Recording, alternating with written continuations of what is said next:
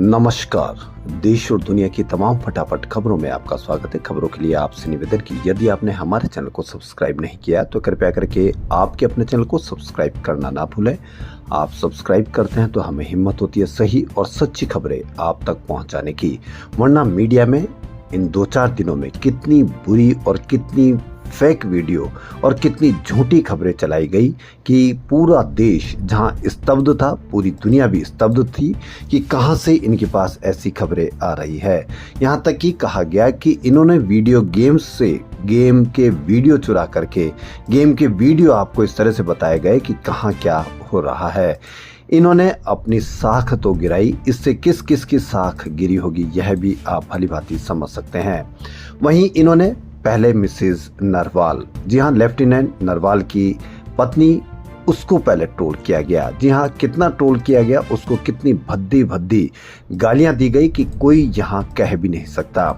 फिर इन्होंने विक्रम मिश्री के खिलाफ इतनी बुरी बुरी गालियां बकी, यहाँ तक कि उनकी बेटी को भी नहीं छोड़ा गया। और फिर उसके बाद में एक और हम कह सकते हैं कि कर्नल सोफिया, जी हाँ आज कर्नल सोफिया को भी आतंकवादियों की बहन बताया गया। इससे आप अंदाजा लगा सकते हैं कि ये ट्रोल आर्मी गैंग कितनी ज़्यादा आउट ऑफ कंट्रोल हो रही है कि इसको न तो किसी का बस चल पा रहा है और न ही इसके खिलाफ कोई कार्रवाई की जा रही है। इसी की वजह से इन ट्रोल आर्मी गैंग में इतनी हिम्मत हो रही है कि वो किसी को भी ट्रोल करने की हिम्मत कर सकती है। तो क्या है आज की बड़ी खबरें? जी हाँ, लोकसभा में विपक्ष के नेता राहुल गांधी 15 मई को बिहार के दरभंगा दौरे पर आएंगे। वे यहां से कांग्रेस के लिए नए जनसंपर्क अभियान शिक्षा न्याय संवाद की शुरुआत करेंगे, जिसका मकसद बिहार में शिक्षा व्यवस्था की खराब स्थिति को उजागर करना है। पटना में कांग्रेस नेता कन्हैया कुमार ने मंगलवार को प्रेस कॉन्फ्रेंस कर यह जानकारी दी। ऐसे में राहुल गांधी की बिहार यात्रा के कई राजनीतिक मायने निकाले जा रहे हैं। कन्हैया कुमार ने बताया कि इस दिन कांग्रेस के 60 से अधिक राष्ट्रीय स्तर के नेता राज्य के विभिन्न जिलों में जाकर छात्रों से संवाद करेंगे। उन्होंने कहा कि ये अभियान समयबद्ध नहीं है बल्कि लगातार चलता रहेगा। इसके तहत कांग्रेस नेता कॉलेज, यूनिवर्सिटीज और छात्रावासों का दौरा करेंगे और छात्रों की समस्याओं को जानेंगे। कन्हैया ने आरोप लगाया कि बिहार में छात्र वर्षों से शैक्षणिक सत्रों में देरी, प्रश्न पत्र लीक और विरोध प्रदर्शन करने पर दमन जैसी समस्याओं से जूझ रहे हैं। उन्होंने कहा कि छात्रों से मिले फीडबैक के आधार पर न्याय पत्र तैयार किया जाएगा, जो बिहार में इंडिया गठबंधन की सरकार बनाने पर वादों का आधार बनेगा। ऑपरेशन सिंदूर में सेना के पराक्रम की तस्वीर देश और दुनिया के सामने कर्नल सोफिया कुरैशी ने पेश की थी। अब कर्नल सोफिया कुरैशी को लेकर बीजेपी के एक मंत्री ने विवादित बयान दे दिया है, लेकिन इसकी कहीं कोई आप चर्चा मीडिया पर नहीं देखेंगे। बीजेपी नेता का यह बयान सोशल मीडिया पर जब काफी वायरल हुआ, एक सब्स्टिट्यूट के रूप में जिस तरह से सोशल मीडिया या यूट्यूबर्स अपने आप को पेश कर रहे हैं, आने वाले समय में हो सकता है कि यूट्यूब पर लोग ज्यादा विश्वास करें, जिस पर कांग्रेस ने निशाना साधा। वहीं पीएम मोदी और मंत्री विजय शाह से माफी की मांग की है।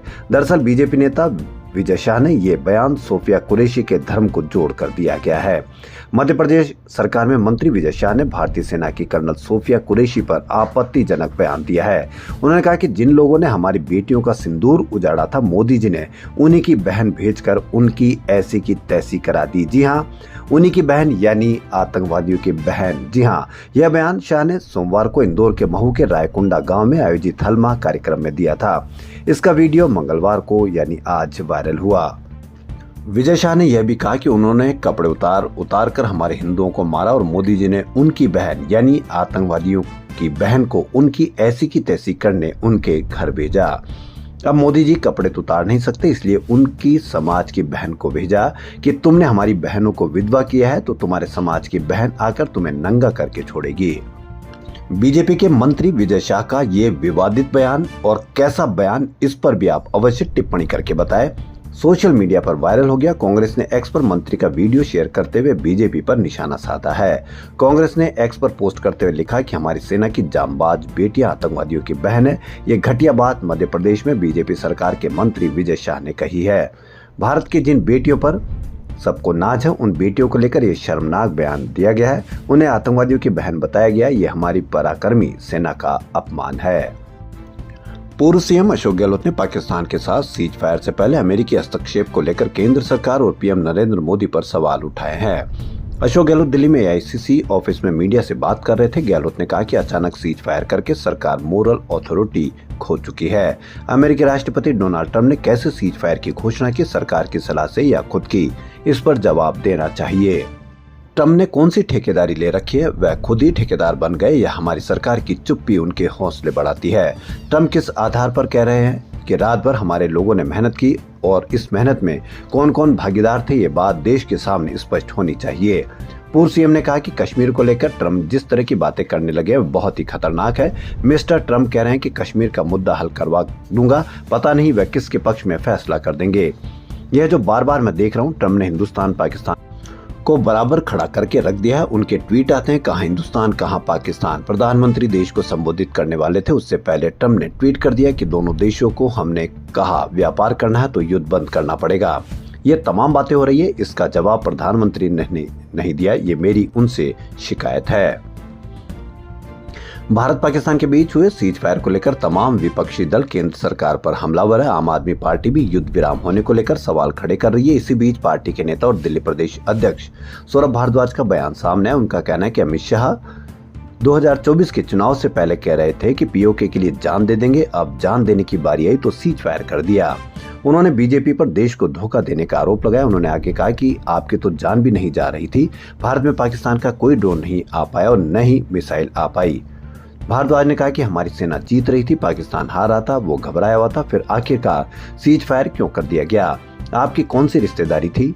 आप नेता ने कहा कि 78 साल से देश को बेवकूफ बना रहे थे कि पीओके लेंगे, क्या बीजेपी का पीओके लेने का वादा झूठा था। उन्होंने सवाल किया कि जब हमने जीतने वाले थे तो पीछे क्यों हट गए।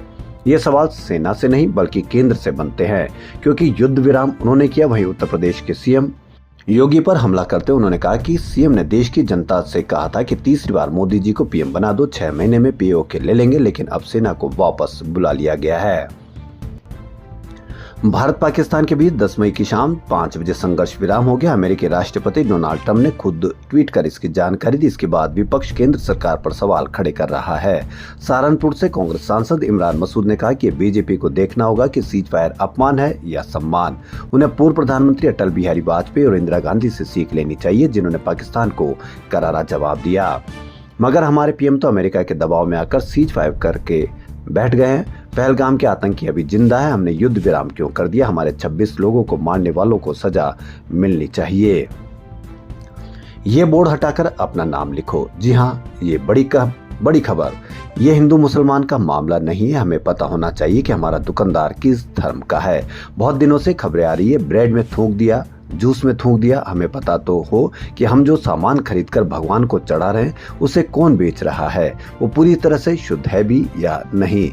जी हाँ, नकली मावा खा लो, नकली घी खा लो, नकली पनीर खा लो, ऐसा सब कुछ खा लो, लेकिन कौन बेच रहा है, इसकी एक बड़ी खबर।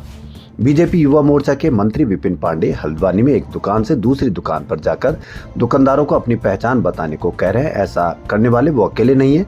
उत्तराखंड में कई हिंदूवादी नेता जगह जगह से अभियान चला रहे हैं। इस पर भी आप अवश्य कमेंट करके बताएं। हालांकि इसे लेकर कोई प्रशासनिक आदेश जारी नहीं हुआ है। दुकानदारों का कहना है कि ये सब पहलगाम हमले के बाद से शुरू हुआ। हिंदूवादी संगठन QR कोड स्कैन कर दुकानदारों की धार्मिक पहचान कर रहे हैं। इसके बाद दुकान के नाम बदलने और अपनी पहचान बोर्ड पर लिखने का दबाव बना रहे हैं। इन सब के बाद कुछ दुकानदारों ने बोर्ड उतरवा दिए, जबकि कुछ ने दुकान ही बंद कर दी है। CBSE यानी central board of secondary education ने मंगलवार को 10वीं और 12वीं का रिजल्ट जारी कर दिया। 10वीं में 93.60% और 12वीं में 88.30% स्टूडेंट पास हुए। कैंडिडेट्स cbse.gov.in पर अपना रिजल्ट चेक कर सकते हैं। इस साल 10वीं और 12वीं के करीब 44 लाख स्टूडेंट ने बोर्ड एग्जाम दिए थे। रिजल्ट में लड़कियों का रिजल्ट लड़कों से बेहतर रहा। 10वीं लड़कियों का रिजल्ट 95.0% जबकि लड़कों का रिजल्ट 92.63% रहा। लड़कियों का रिजल्ट लड़कों से 2.37% बेहतर रहा है। क्रम में जयपुर से कनक अग्रवाल ने, जी हाँ, कनक अग्रवाल पुत्री शंकर लाल अग्रवाल की पुत्री ने 97.40% का अंक पाकर बड़ा नाम रोशन किया अपने माता पिता का। प्रधानमंत्री नरेंद्र मोदी मंगलवार सुबह पंजाब आदमपुर एयरबेस पहुंचे। यहां उन्होंने एयरफोर्स के जवानों से मुलाकात की। इसके बाद जवानों को 28 मिनट संबोधित भी किया। मोदी ने कहा कि भारत में निर्दोष लोगों का खून बहाना का एक ही अंजाम होगा, विनाश और महाविनाश। जिस पाकिस्तानी सेना के भरोसे आतंकी बैठे थे, भारत की सेना, एयरफोर्स और नेवी ने उसे पाकिस्तान सेना को भी धूल चटा दी। खबरों में फिलहाल इतना ही। यदि आपको हमारा चैनल पसंद आए तो लाइक, सब्सक्राइब और शेयर अवश्य करें। धन्यवाद।